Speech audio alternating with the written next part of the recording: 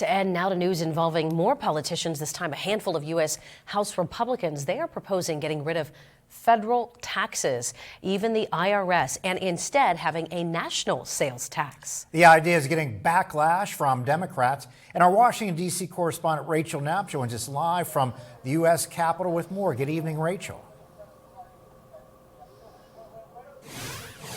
Good evening, Mike and Eva. Those who love to hate taxes are probably pretty curious about this one, but economists and Democrats say that this is going to hurt the lower middle class and potentially even benefit the rich. Now, this is called the Fair Tax Act of 2023, and according to the legislation, it would get rid of things like income tax, estate, and gift tax, and instead impose a national sales tax of 23%.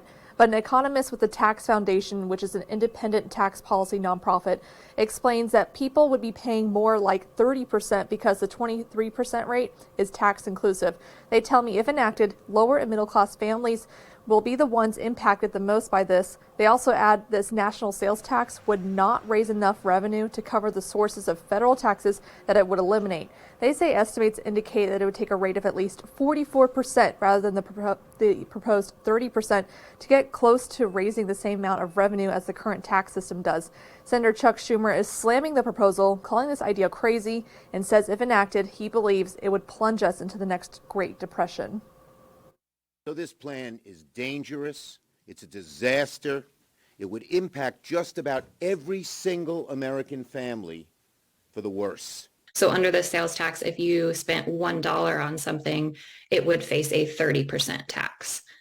So you would owe 30 cents of tax on top of the $1 that you spend. In terms of how that burdens different households, lower income households and middle income households tend to consume a larger portion of their income than higher income households do. And so that's why they would see a relatively larger tax burden. A higher income household has more income. They don't spend as much of it. They have more that they can save. And so by saving it, it would not face this sales tax.